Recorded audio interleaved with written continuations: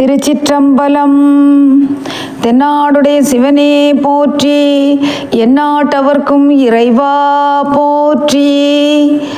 அபிராமி அந்தாதி பாடல் 46வது பாடல். பாடல் என்னன்னு பார்க்கலாம். வெறுக்கும் தகைமைகள் செய்யினும் தம் அடியாரை மிக்கோர் பொறுக்கும் தகைமை புதியதன்றே.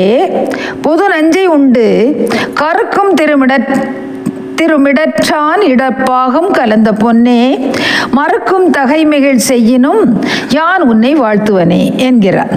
வெறுக்கும் தகைமைகள் செய்யணும், அது அப்படின்னா நான் வெறுக்கும்படியான ஒரு காரியத்தை நான் செய்தா கூட ஒரு அம்மா தன் குழந்தையை வெறுத்து விடுவாளா? மாட்டாள்ல. அம்மா வெறுக்கிற மாதிரி குழந்தைகள் வேணும்னா கூட ஏதாவது காரியங்களை நடத்தும். இளம் வயதில் செய்ததை தெரியாமல் செய்தது என்று கூட சொல்லிவிடலாம். இளமையில் அம்மாவை உதைச்சா என் குழந்தை என்ன உதைக்கிறது அப்படின்னு சந்தோஷப்படுவா. கருவில் இருக்கும் போது உதைத்தாலும் அவ்வாறே. வளர்ந்த பிறகு அது எட்டி உதைக்கும்.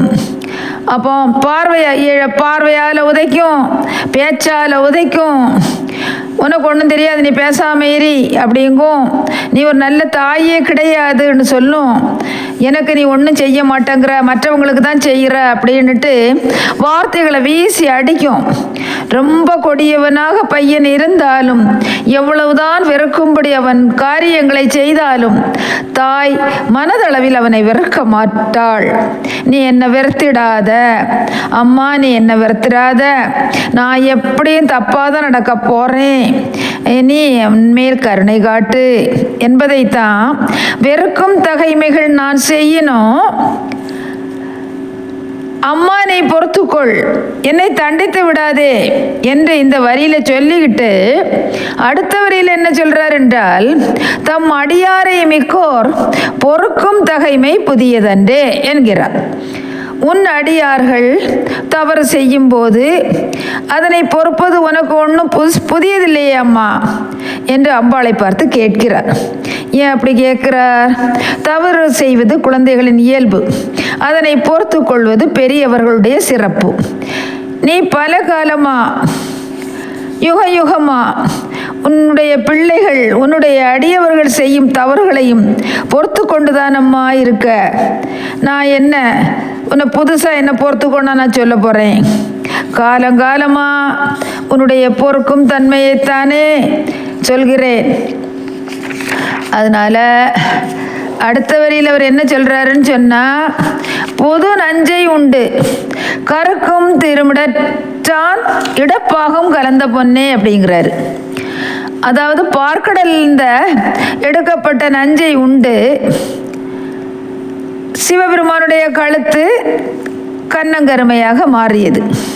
அப்போது அந்த தேவர்களுக்கு கருணை காட்டிய கருணை கடலான தெய்வத்தோடு ஒரு பாகத்தோடு இணைந்து இருக்கக்கூடிய அம்பிகையே அப்படின்னு சொல்லி அம்பிகையை ஒரு உதாரணத்துக்கு இந்த விஷயத்தில் காட்டுகிறார்.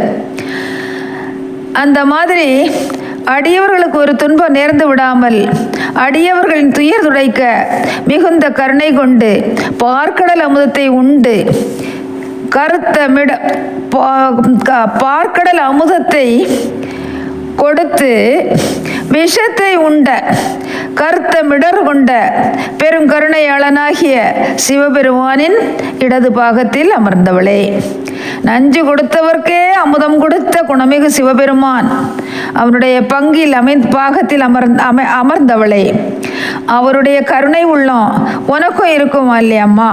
அதனால அவர்களுக்கும், அதாவது தவறு செய்கின்ற அடியார்களுக்கும் அவர் செய்த குற்றங்களை குணமாக கொண்டு நற்கருணை வழங்குகிறாய். அப்படிப்பட்ட நீ எங்க இருக்க? புது நஞ்சினை உண்ட கருத்த திருமிடரினுடைய சிவபெருமானின் இடப்பாகத்தை உனக்கு உரிமையாக்கி கொண்டவள் இல்லையா அப்படின்னு போலுகிறார். ஒருத்தர் நஞ்சு கொடுத்தா அவர்களை வெறுத்து தான் ஒதுக்கணும். ஆனால் நஞ்சு கொடுத்தவர்க்கே அமுதம் கொடுத்த குணம் படைத்த சிவபெருமானின் பாதியில் நீ இருந்தேன்னு சொன்னால் அந்த குணம் தானம்மா உனக்கும் வரும். அந்த நல்ல குணம் இருக்கத்தானே செய்யும். அடியவர்களுக்கு கருணை காட்டி அவர்கள் தவறை மன்னித்து அவர்களுக்கு கருணை காட்டிய பெருங்குணம் படைத்த தேவி இல்லையா நீ என்று அம்பிகையை வாழ்த்துகிறார். அடுத்தது மறுக்கும் தகைமைகள் செய்யினும், நிறைவான வார்த்தை. மறுக்கும் தகைமைகள் செய்யினும் யான் உன்னை வாழ்த்துவனே என்று நிறைவான வரியை கூறி நிறைவு செய்கிறார். தவறு செய்யும் நான் தவறான செயல்கள், மறுக்கக்கூடிய செயல்களை செய்தால் கூட ஒன்று மட்டும் நான் மறக்க மாட்டேன். அது என்னது? உன்னை வாழ்த்துவதை நான் மறக்க மாட்டேன். ஆக நான் தவறு இழைத்தாலும் நீ என்னை வெறுத்து விடக்கூடாது. ஒரு தாய் தன் குழந்தையை அணைத்து கொள்வது போல என்னை நீ அணைத்துக்கொள் என சொல்கிறார். இது அதாவது உனக்கு பார்க்கடலை கடைந்த அதில் கிடைத்த நஞ்சை கொடுத்த போது அந்த நஞ்சை ஏற்றுக்கொண்டு அமுதாக மாற்றிய சிவபெருமானின் பக்கத்தில் இருப்பவள் தானே நீ.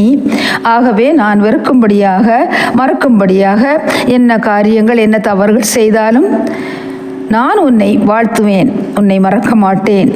அம்பிகையிடம் நம் எல்லார் மனத்திலே இருக்கின்ற எண்ணத்தின் விளைவாக நம்முடைய எண்ணத்தையே அபிராமி பட்டர் இந்த பாடலில் சொல்கிறார். நீ எனக்கு தப்பு செய்தாலும் என்ன நீ தண்டிக்காமல் என்னை மன்னித்து என்னை ஏற்றுக்கொள்ளணும் அம்மான்னு சொல்கிறாரு. இதனோட பலன் என்னன்னு சொன்ன இந்த பாடலை பாராயணம் செய்வதால் என்ன பலன்னு சொன்னால் நல்ல நடத்தையோடு வாழலாம். நல்ல நடத்தைகளுக்கு உண்டான வழிகளை நாம் பெறலாம். நல்ல நடத்தைனா என்னது? நம் செயல்கள் தீயனவாக இருக்கும்போது மற்றவர்கள் நம்மை வெறுப்பார்கள். நல்ல குணங்கள் பேச்சில் தென்படணும், வாழ்க்கையில் தென்படணும், செயல்களில் தென்படணும். நல்ல நடத்தைகள் வரணும். நல்ல நடத்தைகளில் நம்முடைய குணம் இருக்கணும். ஒருவனிடம் கெட்ட குணம் இருந்துன்னா அவனை யாரும் விரும்ப மாட்டாங்க. நல்ல குணமாக இருந்தால் அனைவரும் விரும்புவார்கள். எனவே இப்பாடலானது ஒருவன் தீய வழியில் செல்லாது நல்ல வழியில் நடப்பதற்கும் உதவுகிறது. யாரும் நம்மை வெறுக்கக்கூடாது என்றால் நல்லவனாக நல்ல நடத்தை உள்ளவனாக நாம் இருக்க வேண்டும். நன்னடத்தை உடைய வாழ்க்கையை தரக்கூடியது இந்த பாடல் என்று கூறி தங்களிடம் இந்த பாடலை நிறைவு செய்கிறேன். திருச்சிற்றம்பலம்.